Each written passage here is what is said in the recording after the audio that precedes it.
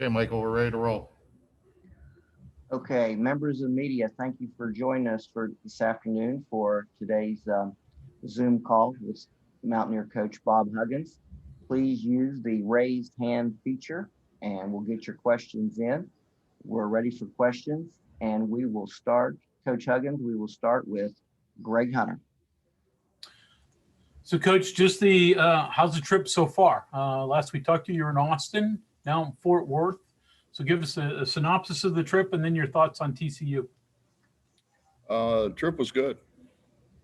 Trip was good. Winning obviously made it a whole lot better. We bussed 3.5 hours or so, 3.5, 4 hours up to Fort Worth, and had a little workout yesterday. Didn't go real hard, but we kind of just went through their stuff and what we wanted to do, and we're going to go a little bit harder today for a little bit longer, and then get ready to play tomorrow. Fort Worth's a great town, by the way, Greg.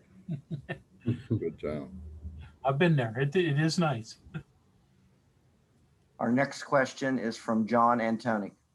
Hey, Coach, looking at the scores from TCU, are you anticipating them trying to slow it down and try to play more possession the way they're playing right now?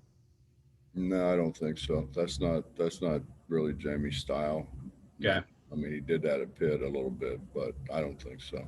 I mean, if you look at their prior games, they'll run it up and down.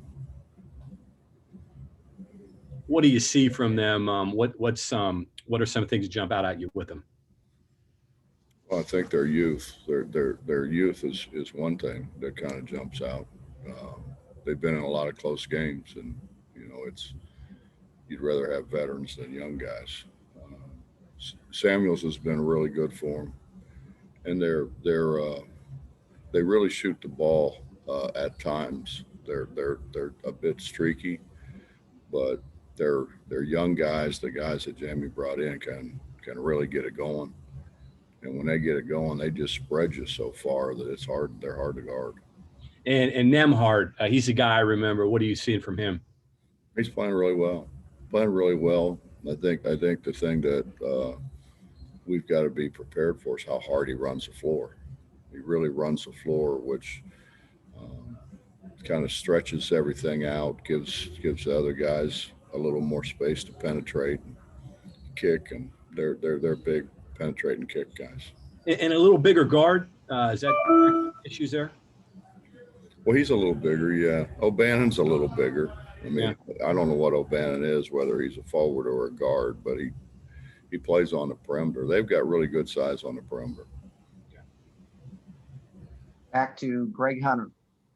Bob, you talked about this the other day, but you could end up playing 7 games in a 2-week span. So how do you adjust practice accordingly? You got to save legs. So how much do you cut back? Who said you have to save legs? They play 100 games in the NBA. I tell our guys that all the time. You guys are tired. In the NBA, you're maybe 1/8 of the way through your season. No, we didn't. We got some shots up yesterday, and we kind of dummied through, walked through, just to start to familiarize them a little bit with what TCU does. Watch some film with them back at the hotel, and we're going to go. We have to go a little longer today to get in everything that we want to get in. Chris Anderson.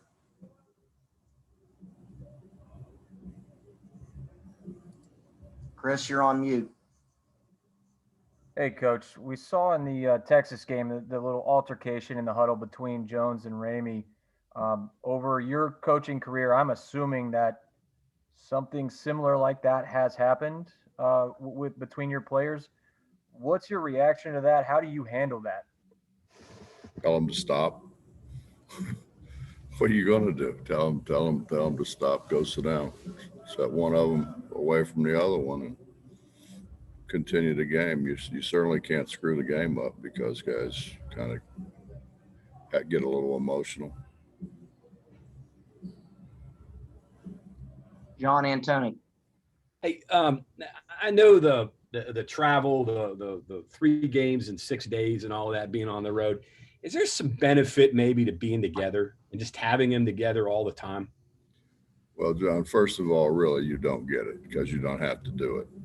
Um, it's rough, man. I mean, it's you put your head down on a pillow, and then the next day you're in a different place. You wake up and you look around, you wonder what hotel room you're in. Um, it's something that we have to go through that other people really don't go through, and they don't. Some of those guys, some of the coaches understand, some of them don't. Um, the 2 days in between, I think were good for us because they could look at film, they could look at film of their own, that things that they could do better, and they could look at their opponent. We just, kind of just on the surface of what we need to do in the game tomorrow night yesterday, because I just didn't want to, I promised them, we're only going to go, we'll be in and out of there in an hour, and we were.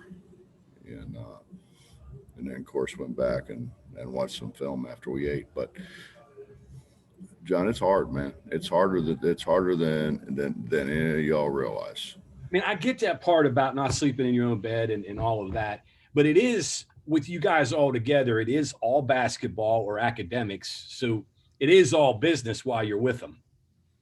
Well, John, if you were 6'8" and you played 30, 33 minutes, you went and got a shower, you went out, you sat in a bus where you can't really stretch your legs out, then you get out of the bus and you go, and the coaches are like, come on, we're going to have something to eat and watch some film. You're like, come on, man. Especially, it's hard. It's harder than anybody realized. We're going to play tomorrow night. We'll get back at 3, maybe something like that, so it's hard. You keep an eye on their energy level early. Try to. Yeah.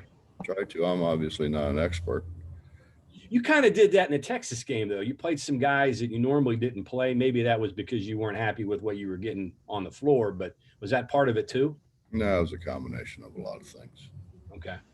And Derek got a couple early ones, and we've got to have him to rebound the ball at the end of games.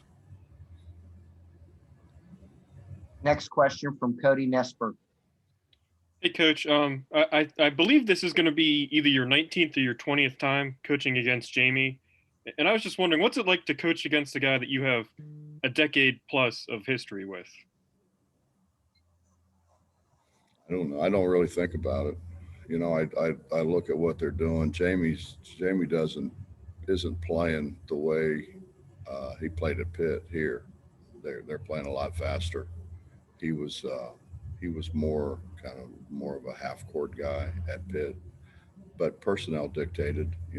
He's like all the rest of us. You try to accentuate the positive and stay away from the negative. And he's got a bunch of young guys who can really run. They're similar to playing like maybe Oklahoma State, because Oklahoma State really, really runs. These guys really run. Transition is going to be huge for us, which was, again, a reason why, yesterday we didn't do very much. Justin Jackson. Coach, you mentioned Samuel earlier, and obviously he's a big rebounder for him. And I think he's like, 6'11", 260 or something like that. There are obviously other big guys in the Big 12 that Derek matches up with. McCormick at Kansas comes to mind, and Sims at Texas is a pretty big boy. But is this maybe a more physical matchup for Derek, more so than maybe skill set wise? I honestly don't remember it being that physical. Okay. I think McCormick is a lot more physical. I think Sims has kind of learned to be. He wasn't early on in his career. I think he's getting a lot more physical. take a look at the last play of the game, and I think Neil would be happy to have any of those guys blocking for his running backs. I mean, you talk about physical now. They were clamping onto arms, trying to run over people. It was a scrum. Coach, we have our next question from Bob Hertzel, and we have a series of questions. They're all on the same subject. So we will stick with his questions here for the next two or three. Then we'll turn it back over to the raised hands. But this is from Bob. Coach, the other day you mentioned that Texas Tech's Chris Beard was ahead of the curve going after junior college players. But it seems you started doing that 30 years ago at Cincinnati, long before it was popular. What made you start going in that direction with the likes of Corey Blount, Eric Martin, and Nick Van Exel? Well, if I said junior college guys, I wasn't speaking solely of junior college guys with Chris. Chris has done a great job of scanning the portal and taking transfers. Not necessarily he has taken some junior college transfers as well, but I think he's done a great job of just taking guys from the portal. And then, with what went on this year with automatic waiver and everybody being eligible when they transfer, and in the future, everyone's going to be eligible. I think that Chris is ahead of the curve there. I started recruiting junior college guys at Cincinnati because I couldn't get any high school guys. I mean, we tried like crazy to recruit some high school guys and couldn't get any. And I had a buddy who worked a lot of camps with me when I was younger that said, "There's these three guys out here that you want to take a look at," and he sent me their names and so forth. And I had a guy, Steve Muller, who recruited California. He was at Bakersfield as an assistant. He was at Texas as an assistant. He had recruited California. So I said, go out there and take a look and see what you think, and then let me know. And he went out. He said these guys can really come in and help us. So I got on a plane and went out, and we brought them in. And of course they were, you have dinner down there on the river. It's pretty impressive looking at the city across the river. And the one guy said, Terry Nelson said, he said, "Coach, I love it here, man. This is unbelievable. I want to be a comedian. I want to be a stand-up comedian. If there was a comedian in here that you could introduce me to," he said, "I'd sign right now." So I went over to Jeff Ruby, who it was his restaurant. I said, "Can you call Ray Combs and get him down here?" And so he called Ray Combs. Ray Combs came in, and he was doing, I think, Family Feud and that at that time. I said, "Terry, you know who that guy is?" He said, "That's Ray Combs." I said, "Yeah." I didn't have to say. Terry jumped up, went over and introduced himself, told me he wanted to be a comedian, which he's been everything but, by the way. But yeah, I mean, that's how it started. And then we got Herb Jones. Herb's probably really where it started.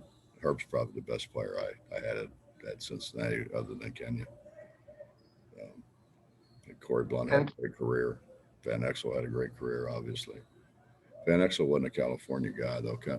We got Nick out of Texas. Coach, how different is it with JC players? Are there a lot of habits to break? No, you know what it is. I mean, the guys will do what you demand that they do. And no, I love coaching those guys. They were a little bit more mature. They had already kind of seen the world a little bit more than what a high school kid would. And physically, they're so much more ready to play. And the ones I had were great. I mean, I probably had, I don't know, 15 to 20 of them that went on and had great careers after they left us. Continuing with our final two questions from Bob Hertzel. Coach Huggins, what do you look for in JC players? Well, obviously guys that can play, you know, everybody wants you to say, you know, you look at their academics. Well, they got to be able to play, or why would you fool with their academics? So you look at how and how you think they'll fit in, you know, what your needs are. And then of course, then you go to the academic piece of it and make sure that they're guys that, that are capable of handling the work that you have at a university setting, and whether they're willing to do the work. Our final question from Bob is, why do you believe you have been so successful with JC players over the years? Well, I think I relate to them well. You know, they've seen a lot more than a guy coming out of high school. And I think you put the time in, you know, you put the time in to get to know them. You put the time in to see, you know, where they're coming from. You listen to them. But, you know, I mean, the biggest thing is you coach them. Guys really deep down in want coach. They act like they don't, but they really do want coach. Okay, back to the raised hand feature, Chris Anderson.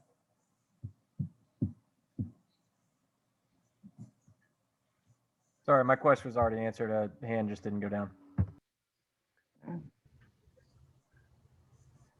John Antonic. Getting back to Samuel, he's got 39 shot blocks. How do you attack a shot blocker? And is he getting his blocks with guys going into him, or is he getting them away from the ball, weak side? What do you do there with him? When you attack a shot blocker, I think the best way is to get contact with them. Get contact with them, you kind of keep them grounded. And the worst thing to do is give them space to where they can use that to get a step and jump. And I think they bother you so much more that way than they do if you have contact with them. I think that's why Derek's been successful. I think playing against other bigs, because he can handle the contact. And I guess spacing helps. If your the lane's clogged up, it makes it more difficult or easier. It's way more difficult. Yeah. You can't bounce it. You can't bounce it, and you gotta really secure the ball. You got people digging down on you from a lot of angles. So playing out would help Derek against a shot blocker. Us spreading the floor helps Derek more than anything. If we can get them spread, they're still going to run in and help. Derek never sees a one-on-one matchup. Okay. Our final question comes from Keenan Cummings. Hey, Bob, obviously winning on the road in this league is difficult. What has been the difference for you all this year? I mean, is it part of, no fans in the arena? Is it just a change in mindset? And what's helped you guys to this 5-2 start on the road? Well, in terms of the fan deal, they had crowd noise that was really loud, really, really loud. So it wasn't the sterile environment that you might imagine. There was a lot of noise. I think maturity. We've got some guys that have been through it before, and those guys know, what we have to do on the road, the preparation. That you're more apt to have comebacks from home teams on the road than you are vice versa, because they're so comfortable. We have one more question here from Justin Jackson.